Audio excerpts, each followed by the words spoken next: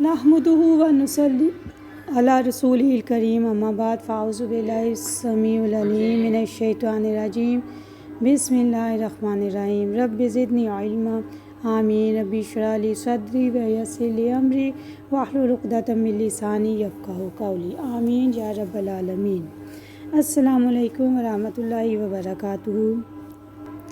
या बनी ए बनी इसराइल अस्कुरू याद करो नेमती मेरी नेमत को अल्लाती वो जो अनअमतु इनाम की सूरत में अलैकुम तुम पर व आउफू और पूरा करो भी आहदी मेरे अहद को ऊफ़ी मैं पूरा करूँगा भी आहदिकुम तुम्हारे अहद को। ये देखे कुम आया है तुम्हारे या आपकी और या का मतलब है मेरे या और सिर्फ मुझ ही से फरहबून पस डरो मुझसे व आमीनू और ईमान लाओ बिमा उस पर जो अनजल तो नाजिल किया मैंने मुसद्दिकन तस्दीक करने वाला लिमा इसके लिए जो मा आकुम तुम्हारे पास है वाला और ना तकूनु तुम हो जाओ अव्वला सबसे पहले काफिरून इनकार करने वाले में से भी ही इसका वाला और ना तश्तरू तुम बेचो भी आयाती मेरी निशानियों को समनन थोड़ी कलीलन कीमत पर व इजाया और यकीनन मुझसे ही फत्ताकून डरो। प्यारी बहनों, अब यहाँ से एक नया सिलसिला स्टार्ट हो रहा है बनी इसराइल के हवाले से। थोड़ी सी मैं आपको इसकी हिस्ट्री बयान कर देती हूँ कि बनी इसराइल वाले कौन लोग थे। ए बनी इसराइल मेरी नेमत याद करो जिससे मैंने तुम्हें नवाजा, मेरा अहद पूरा करो, मैं तुम्हारा अहद पूरा करूँगा और मुझसे डरो और इस किताब पर ईमान लाओ जो मैंने उतारी और जो तुम्हारे पास वाली किताब की तस्दीक करती है और इसके तुम पहले इनकारी ना बनो और मेरी आयतों से थोड़ी सी पूंजी मत खरीदो और मुझ ही से डरो। अल्लाह ताला का ये खिताब बनी इसराइल के इन लोगों से था जो मदीना और इसके गिरदोनवा उसके इर्द गिर्द के इलाकों में आबाद थे। इस किताब में बाद में आने वाले इसराइली भी शामिल हैं। इसराइल का क्या मतलब है? इसराइल का मतलब है अब्दुल्ला यानी अल्लाह का बंदा। इसराइल सैयदना हज़रत याकूब अलैहिस्सलाम का लक़ब था। यहूद को बनी इसराइल कहा जाता था। हज़रत याकूब अलैहिस्सलाम के 12 बेटे थे। इनसे बनी इसराइल के 12 कबीले वजूद में आए।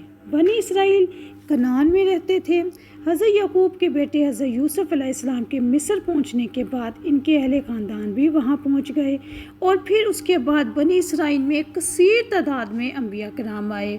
हज़रत यूसुफ अलैहिस्सलाम, हज़रत याह्या अलैहिस्सलाम, हज़रत हारून अलैहिस्सलाम, हज़रत मूसा अलैहिस्सलाम, हज़रत ज़करिया अलैहिस्सलाम वगैरह। बनी इसराइल में तौरात, ज़बूर और इंजील तीनों किताबें अल्लाह ताला की तरफ से नाजिल की गई। यही वजह थी कि मदीना के गर्दनवा के इलाके में और मदीना के अंदर भी इनके इल्म और फजल की बहुत ज़्यादा धाक बैठी हुई थी और इसके अलावा भी अल्लाह ताला ने इस कौम पर बहुत ज़्यादा एहसानात किए थे। बहुत बड़ी नेमतें अल्लाह ताला ने उतारी थी। मसलन पत्थर से 12 चश्मों का फूट जाना, मैदान तय में मनो सलवा का उतरना, आले फिरौन से निजात पड़ना मिलना, हुकूमत मिलना, इनमें अंबिया और रसूलों का मबूस होना, इन सब के बारे में इंशाअल्लाह ताला आगे आने वाली हयात में हम बताएंगे। इसीलिए जैसे अल्लाह ताला ने सूरह अल-माइदा में आयत नंबर 20 में भी फरमाया, ए कौम हक़ ताला की नेमतें याद करो कि इसने तुम में नबी मबूस फरमाए, तुम्हें बादशाह बनाया, तुम्हें वो नेमत दी जो दुनिया में तुम्हारे साथियों में से किसी को भी नहीं दी गई। इसलिए अल्लाह ताला यहाँ पे नेमतों को याद करवा रहे हैं। नेमतों के याद कराने से मुराद है दिल में नेमतों का एतराफ़ करना, ज़बान से इनकी तारीफ़ करना और ऐसे काम करना जिनको अल्लाह ताला पसंद करता है। तो अल्लाह ताला यहाँ पे याकूब अलैहिस्सलाम का तज़किरा करके, याकूब जब भी हज़रत बनी इसराइल का ज़िक्र आएगा याद रखें यहाँ पे हज़रत याकूब अलैहिस्सलाम का ज़िक्र है और उनकी औलाद का ज़िक्र है। अल्लाह ताला उनको नेकी की रग़बत दिलाना चाह रहे हैं कि अल्लाह के बंदे याकूब के बेटों अपने बाप की मानी नेक बन जाओ।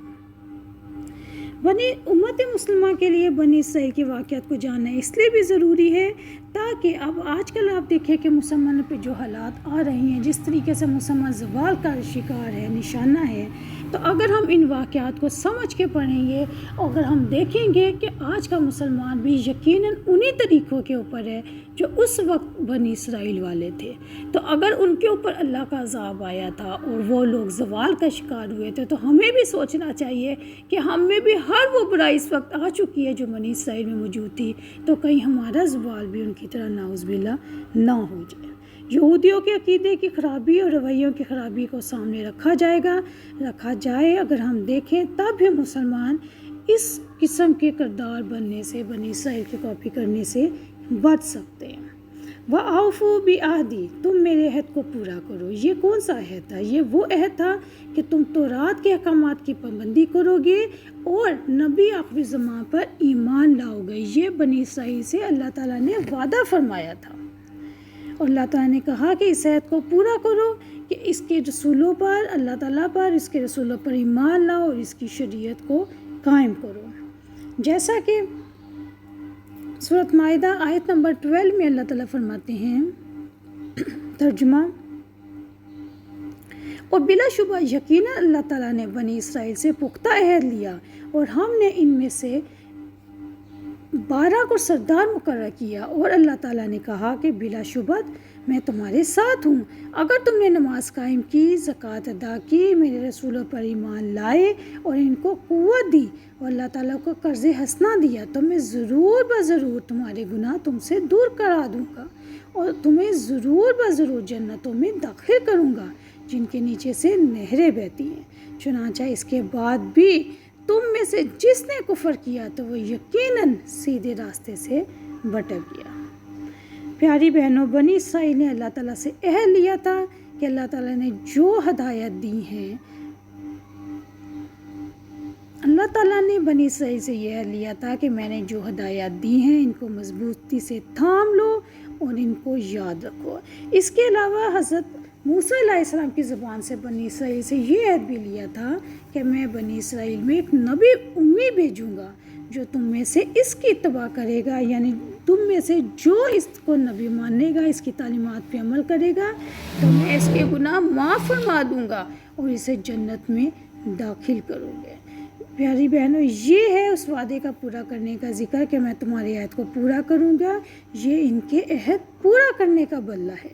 بنی اسرائیل سے اللہ تعالیٰ نے کیا وعدہ لیا کہ اگر تم میرے وعدے پر چلو گے، اس پہ عمل کرو گے، تو میں تمہیں تمام جہان والوں پر فضیلت دوں گا۔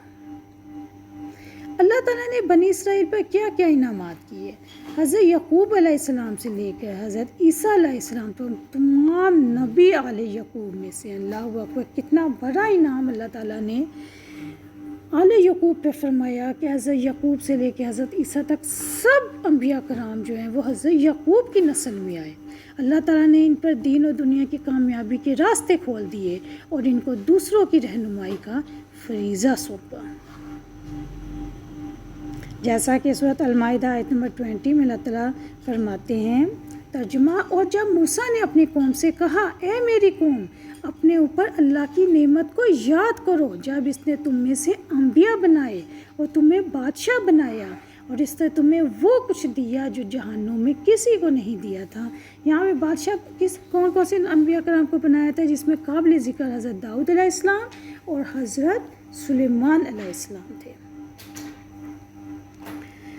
فَإِيَّیَ فَارْہَبُونَ، اور مجھ ہی سے ڈرتے رہو۔ یہاں اللہ تعالیٰ فرما رہے ہیں کہ کسی غیر سے ڈرنے کی ضرورت نہیں، کسی دوسرے انسان سے ڈرنے کی ضرورت نہیں ہے، صرف مجھ سے ڈرو، کیونکہ تمہارا ہر نعمت کو پورا کرنے والا، تمہیں نعمتیں دینے والا، تمہارا خیال کرنے والا صرف میں ہوں، میری ذات ہے۔ اس لیے صرف مجھ سے ڈرنا، میری پیروی کرنا، میرے احکامات کو ماننا اور میری باتوں اور میرے نبی کی بتائی ہوئی باتوں پر عمل کرنا۔